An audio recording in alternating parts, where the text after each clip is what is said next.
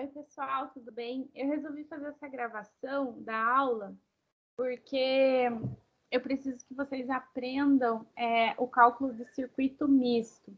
Qual que é a diferença? Vocês viram comigo circuito em série e paralelo. E agora a gente vai aprender a calcular num mesmo circuito. Então, eu estou fazendo esse vídeo para a aula de reposição, né? De amanhã, sábado, dia 3 de outubro. Então, eu vou explicar aqui para vocês e eu gostaria que vocês fizessem essas anotações do caderno. A nossa aula de reposição, ela vai ser meia hora cada aula, então eu tenho 1 hora com vocês. Vai ter um momento aqui da explicação e um momento para que vocês copiem tudo no caderno bem certinho. Por quê? Porque vai ter uma continuidade disso na segunda-feira. Na segunda-feira do dia 5, eu não vou conseguir estar com vocês. Então, a ideia dessa explicação é para auxiliar vocês também para a aula do dia 5, certo? Eu vou desligar a minha câmera aqui, vou compartilhar a minha tela e eu vou explicar detalhadamente como que a gente faz esses cálculos. Então, vocês tinham visto comigo até agora o circuito em série ou paralelo. Agora a gente vai ver os dois juntos. Eu trouxe 3 exemplos e a gente vai calcular juntos. Então, quando eu olho um circuito misto, como que eu identifico um circuito misto? Dessa forma. Eu vou fazer aqui o caminho da corrente e percebo que aqui, essa lâmpada que eu vou deixar ela em amarelo agora, a R1, eu só tenho um caminho para a corrente percorrer. Então, é um circuito em série, nesse caso, né? Ela está associada em série. Só que aqui, quando a corrente continua, eu tenho 2 caminhos, olha. E se eu faço o caminho da lâmpada, das 2 lâmpadas, o que que acontece? Se tornam retas paralelas. Então, eu tenho aqui um circuito misto. Qual que é a dica que eu dou para vocês, que eu faço assim quando eu preciso fazer esse tipo de cálculo? Eu vou calcular sempre primeiro os que estão em paralelo. E eu já explico por quê. Então, eu vou fazer aqui, no segundo momento aqui, eu vou colocar esse trecho como trecho A e vou colocar esse trecho como trecho B. Então, eu vou calcular o trecho B. Vocês já aprenderam que paralelo com 2 é produto pela soma. Então, eu vou multiplicar 150 vezes 100 dividido por 150 mais 100. Então, fazendo aqui a multiplicação, eu teria 15.000 dividido por 250, ou 1.500 dividido por 25. Fazendo a conta, eu teria aqui o valor de 60. Então, nesse caso, eu tenho 60 ohms. O que significa ter 60 ohms aqui? Significa que quando o circuito elétrico ele é ligado, nesse trecho, quando a corrente está no trecho B, ela tem uma resistência de 60 ohms. Então, eu aconselho vocês no cálculo de circuito misto, sempre desenhar o circuito novamente. Então, eu tenho aqui uma lâmpada de 30 ohms, um resistor de 30 ohms, e agora eu já não tenho mais 2 resistores. Eu tenho um só, que é o que eu descobri aqui. Então, vocês vão substituir o valor, certo? Resolvendo esse circuito misto. Olhando aqui, o caminho que a corrente vai percorrer é um caminho só. Então, fica fácil. Quando é um caminho só, eu tenho resistência equivalente em série. Então, eu faço a soma. 30 mais 60, 90 ohms. Então, o circuito misto inteiro, funcionando por inteiro, ele teria uma resistência de 90 ohms. É dessa forma que eu resolvo o circuito misto. E aí, eu tenho o seguinte. eu quero calcular a intensidade da corrente quando o circuito está ligado por inteiro. Então, eu vou utilizar a lei de Ohm. Qual que é a minha fonte aqui nesse circuito? 18 volts. Qual que é a minha resistência do circuito inteiro? 90, porque eu já resolvi ele inteiro agora. Vou descobrir a intensidade da corrente. 18 dividido por 90. Fazendo essa conta, lembrando que o 90 está multiplicando, então é ele que passa dividindo, seria 0,2. Então, a intensidade da corrente, 0,2, 0,2 amperes. Aqui eu fiz uma análise completa do circuito misto. Lembrando, eu já tinha avisado vocês que eu ia dividir essa matéria em circuito em série paralelo e posteriormente no mês de outubro seria o circuito misto. Então, a análise completa eu faço o quê? Identifico quais trechos são em série, quais trechos são em paralelo, resolvo os paralelos primeiro, depois faço com que tudo se transforme em série, nesse caso, e descubro o meu valor final. Descobrindo o valor final da minha resistência, o que eu faço? Coloco, aplicando aqui na fórmula da lei de Ohm, para que eu descubra a intensidade da corrente. Esse foi o nosso primeiro exemplo. Segundo exemplo. Esse exemplo é um pouco mais complexo, então vou dividir por trechos. Eu aconselho vocês fazerem sempre isso também. Então, eu tenho aqui o trecho A, tenho aqui o trecho B e tenho aqui o trecho C. Fica bem claro para mim nesse circuito que eu tenho dois trechos em paralelo e um em série. Então, beleza, vamos partir para o cálculo por partes. Trecho A.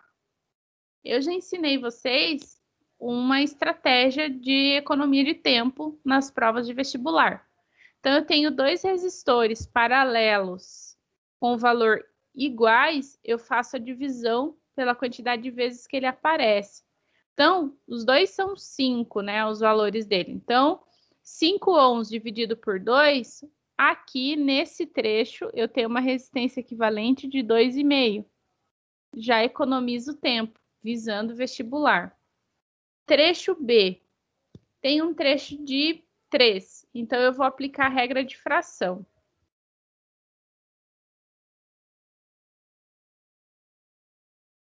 Desculpa, errei aqui. Aqui é 5. Então, eu tenho o primeiro, que é 1 dividido por 5, 1 dividido por 10 e mais 1 dividido por 5, que é isso que vocês já aprenderam comigo aqui, como que faz o cálculo. Não posso somar essas frações. Já expliquei isso para vocês. Por que eu não posso? Porque elas têm denominadores diferentes. Então, eu descubro o mínimo múltiplo comum delas. Fazendo o mínimo múltiplo comum delas, o valor é 10. Qual que é o meu próximo passo? Divide pelo de baixo e multiplica pelo de cima. 10 dividido por 5 dá 2 vezes 1, 2. 10 dividido por 10 dá 1 vezes 1, 1. 10 dividido por 5, 2 vezes 1, 2. Somando aqui, 5 dividido por 10. Também já expliquei para vocês uma regrinha que a gente não pode esquecer. Faço a inversão da resistência equivalente. Então, nesse caso, a resistência equivalente, ao invés de ser 10, 5 dividido por 10, vai ser 10 dividido por 5, que vai ser 2 ohms. O trecho B. Então, eu tenho aqui o trecho A e tenho aqui o trecho B. Quando eu resolvo, eu já posso tirar a fração da minha resistência equivalente. Então, o que eu aconselhei vocês no slide? Desenhar o circuito. Desenhe o circuito de novo, não tem preguiça. Trecho A agora para mim vai valer 2,5. Trecho B agora para mim vai valer 2. E o trecho C sempre teve o valor de meio. Então, eu redesenhei o circuito. Eu estou vendo ele de uma outra forma. Essa é a ideia do circuito misto.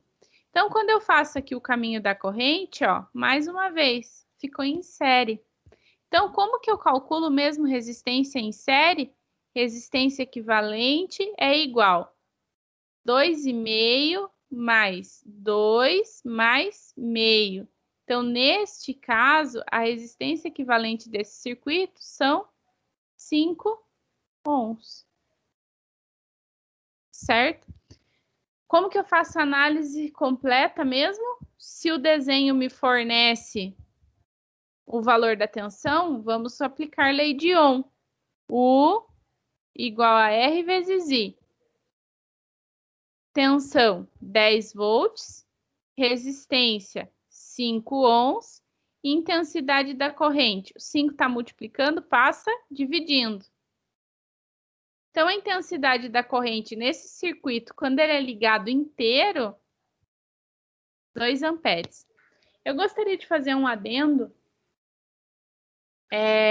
utilizando essa imagem desse slide, porque existem algumas questões de vestibular muito particulares, teóricas. Então, eu vou fazer o seguinte, eu vou apagar toda a minha análise de cálculo aqui, nesse slide. Por quê? Quero fazer uma observação teórica com vocês. Isso é muito comum em questões do Enem, tá? Questões de vestibular da Unesp foca mais no cálculo, mas em questões do Enem, às vezes elas vêm teórica. Então, vamos lá. Pode perguntar assim, qual lâmpada nesse circuito, se ela for queimada, o circuito não vai funcionar? Pensem comigo. Eu vou fazer o caminho da corrente aqui em vermelho para vocês. Quando a corrente chega aqui, ó, ela tem dois caminhos para percorrer. Se encontram. Depois elas têm três caminhos para percorrer. Se encontram. E aqui ela tem um caminho só até chegar aqui. Então, se acaso essa lâmpada que eu pintei aqui de amarelo queimasse, eu teria um outro caminho para a corrente elétrica passar, certo? Eu tenho também uma outra situação. Se uma dessas lâmpadas dos paralelos queimasse, eu teria outro caminho também. Então, eu respondo para vocês com toda a certeza. A única lâmpada nesse circuito que, se queimasse, o circuito não iria funcionar, seria essa lâmpada aqui, do valor de meio ohm. Porque a partir desse momento, a corrente seria quebrada. Então, não chegaria até a extremidade do ponto de DDP, de diferença de potencial, que eu já havia explicado para vocês. Para a energia ocorrer e as lâmpadas acenderem, os pontos, a energia tem que chegar aqui nos dois pontos de DDP. Então, se essa lâmpada queimar, as outras não funcionam. Isso é questão de Enem. Isso é uma questão muito importante de ser lembrada. Às vezes a questão ela não vem com o cálculo, ela vem com a análise de circuito. Por isso que eu reforço tanto com vocês. Caminho da corrente, façam desenho. Eu vou deixar aqui para essa aula um terceiro circuito e eu vou dar caminhos para vocês resolverem eles. Eu tenho como resolver matematicamente, eu tenho como resolver por lógica, mas eu gostaria que vocês resolvessem e apresentassem para mim a solução que vocês descobriram no dia 12, dia 12 é feriado, dia 19 de outubro. Vocês vão apresentar para mim na aula a solução que vocês acharam para calcular esse circuito. Aqui eu não tenho o valor da voltagem, então eu não preciso aplicar a lei de Ohm. Eu vou dar só uma dica. Façam o desenho do caminho da corrente para que vocês descubram quais lâmpadas estão em série, quais estão em paralelo. Então, esse exercício é para que vocês façam, no mínimo, vocês vão ter aí 1, 2, 3, 4, 5 cálculos para que vocês cheguem no cálculo que eu preciso, no mínimo. Eu quero que vocês descubram qual a resistência equivalente desse circuito inteiro. Outra coisa que eu gostaria que vocês também fizessem é determinasse para mim quais lâmpadas, se elas queimassem, o circuito não iria funcionar, certo? Então, eu quero também quais lâmpadas que queimando esse circuito não funcionaria, certo? Então, vocês têm um longo trabalho pela frente. Eu deixei esse vídeo no Teams para que vocês possam ver essa aula não só no sábado da reposição, né? Que é hoje, dia 3 de outubro, que é o dia que vocês vão estar vendo essa aula. Eu deixei para que vocês me apresentassem dia 19 de outubro na aula. Entretanto, vou deixar uma tarefa postada no Teams. Ela vai abrir para vocês amanhã, certo? Então, vocês vão postar a resolução de vocês desse circuito.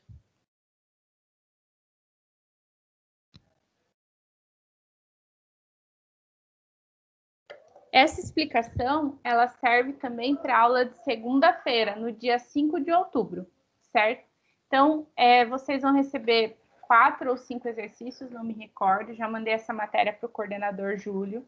Vocês vão receber essa matéria para que vocês possam fazer uma lista de exercícios. Também vou deixar a tarefa liberada até dia 19 de outubro. O professor que me substituir vai colocar a tarefa ali para vocês. Esse conteúdo que eu expliquei hoje vai servir de base também para os exercícios da aula do dia 5. Os exercícios da aula do dia 5, eles vão ser o primeiro critério de nota do quarto bimestre, tá bom? Obrigada, pessoal!